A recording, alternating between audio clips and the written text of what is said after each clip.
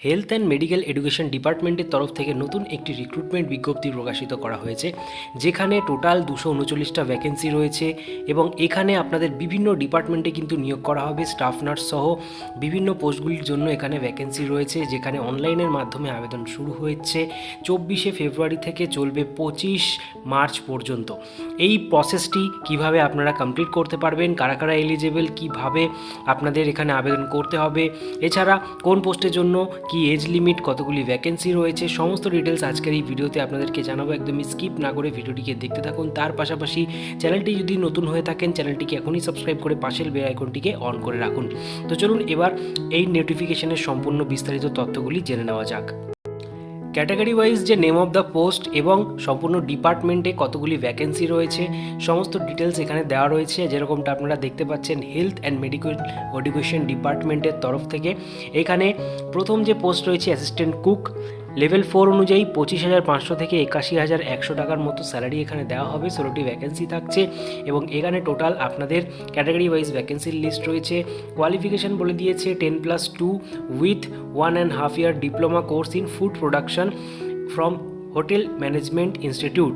ঠিক আছে, এটা কমপ্লিট করা থাকলে আপনারা কিন্তু আবেদন করতে পারবেন। অবশ্যই এটা গভর্নমেন্ট রেকগনাইজ ইনস্টিটিউট থেকে হতে হবে, তার সাথে কিছু এক্সপিরিয়েন্স অবশ্যই চাওয়া হয়েছে। ঠিক আছে, পরবর্তী যে পোস্ট রয়েছে চেস্ট ফিজিওথেরাপিস্টের জন্য এখানে একটি ভ্যাকেন্সি থাকছে। স্যালারি সেম রাখা হয়েছে, যেখানে বলা হচ্ছে degree in physiotherapy, rehabilitation therapy or diploma in physiotherapy থাকলেও এখানে আবেদন করা যাবে, যেখানে আপনাদের স্যালারিটা কিন্তু আগের পোস্টের মতোই সেম রয়েছে। পরবর্তী পোস্ট রয়েছে জুনিয়র বেসিক ফিজিওথেরাপিস্ট, এখানেও আপনাদের ব্যাচেলার্স ডিগ্রি ইন ফিজিওথেরাপি চাওয়া হয়েছে, যেখানে স্যালারি সেম রাখা হয়েছে এবং 3টি ভ্যাকেন্সি এই পোস্টের জন্য রয়েছে। পরবর্তী পোস্ট রয়েছে জুনিয়র অকুপেশনাল থেরাপিস্ট, এই পোস্টের জন্য degree in occupational therapy or rehabilitation therapy or diploma occupational therapy চাওয়া হচ্ছে।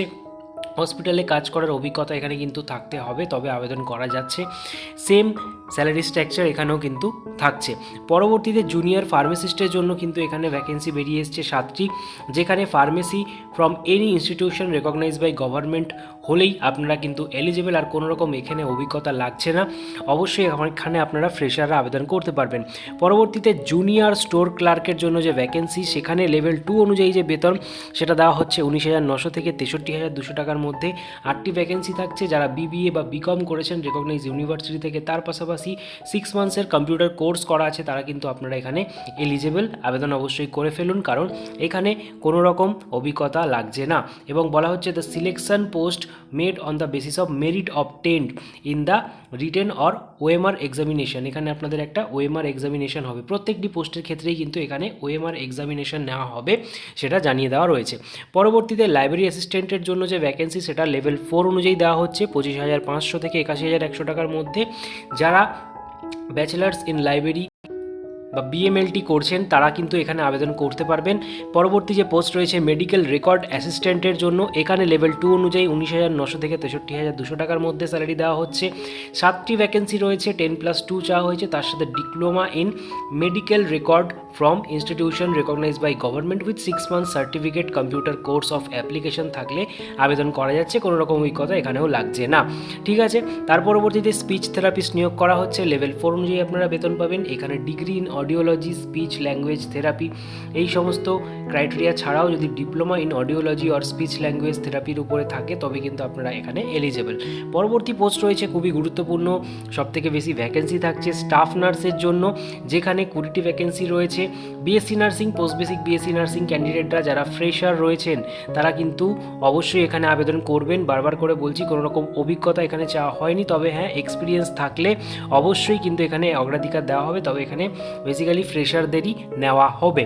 ঠিক আছে, এবং আপনাদের যে প্রসেস সিলেকশানের সেটা কিন্তু ওএমআর বেস এক্সামিনেশনের মাধ্যমে কমপ্লিট হচ্ছে। টেকনিক্যাল গ্রুপ 2 জন্য যে ভ্যাকেন্সি তার জন্য এখানে লেভেল 4 অনুযায়ী আপনারা বেতন পাচ্ছেন। এখানে আপনারা দেখে নিন, বিএসসি মেডিকেল ল্যাব টেকনোলজি যারা করেছেন তারা কিন্তু এখানে আবেদন করতে পারবেন। 32টি ভ্যাকেন্সি এখানেও রয়েছে। এছাড়া টেকনিক্যাল গ্রুপ 2 জন্য মেডিকেল গ্রুপে কিছু পোস্ট রয়েছে, যেরকম বিএসসি মেডিকেল টেকনোলজি যারা কমপ্লিট করেছেন তারা এখানে আবেদন করতে পারবেন। ঠিক আছে, সেক্ষেত্রেও আপনাদের এখানে 21টি ভ্যাকেন্সি রয়েছে। এবং টেকনিক্যাল গ্রুপ 2 পারফিউশনিস্টের জন্য যে ভ্যাকেন্সি সেখানেও বিএসসি পারফিউশন টেকনোলজির উপরে করা থাকলে আপনারা এখানে আবেদন করার জন্য এলিজিবল।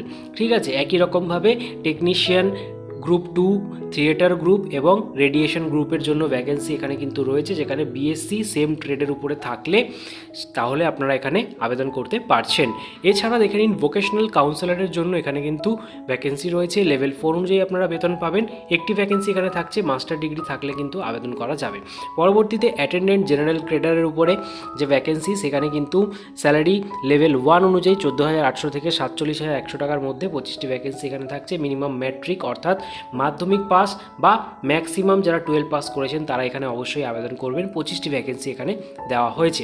তারপরে রয়েছে বারবার গ্রেড 3 নার্সিং অ্যাডমিনিস্ট্রেশনের জন্য, যেখানে মাধ্যমিক pass with professional knowledge of trade, এই ট্রেডারের উপরে অর্থাৎ বারবারের যে ট্রেড সেই ট্রেডের উপরে আপনাদের অবশ্যই দক্ষতা থাকতে হবে।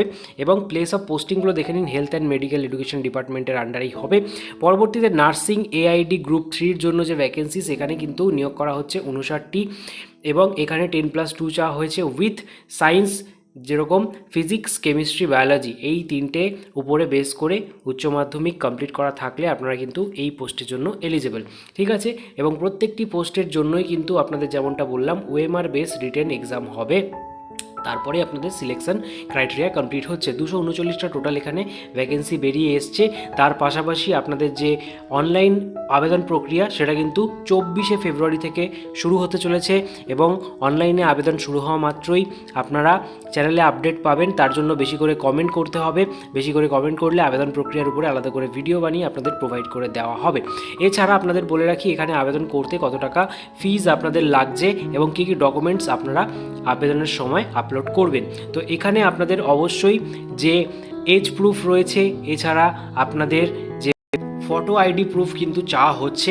ঠিক আছে, এছাড়া আপনাদের এডুকেশন কোয়ালিফিকেশান সহ আপনাদের যদি কোনো রকম এক্সপিরিয়েন্স থাকে ট্রেড রিলেটেড, অবশ্যই সেটাও কিন্তু আপনারা আপলোড করতে পারবেন। ঠিক আছে, অফিসিয়াল ওয়েবসাইটটি এখানে আপনারা দেখতে পাচ্ছেন www.jkssb.nic.in। এই অফিসিয়াল ওয়েবসাইটের মাধ্যমেই আপনাদের কিন্তু আবেদন করতে হবে।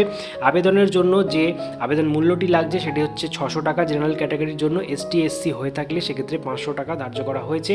ঠিক আছে, তার পাশাপাশি আপনারা যদি এই রিক্রুটমেন্ট রিলেটেড আপডেট পেতে চান সেক্ষেত্রেও আপনাদের অফিসিয়াল ওয়েবসাইটটি ভিজিট করতে হবে। তো আশা করছি ভিডিওটা আপনারা এতক্ষণ অবধি দেখলেন। হেল্পফুল হয়ে থাকলে একটি লাইক করুন এবং সকলের মাঝে বেশি করে শেয়ার করে দিন। তার পাশাপাশি নিত্য নতুন জব আপডেট পেতে আমাদের টেলিগ্রাম গ্রুপেও যুক্ত হয়ে যান।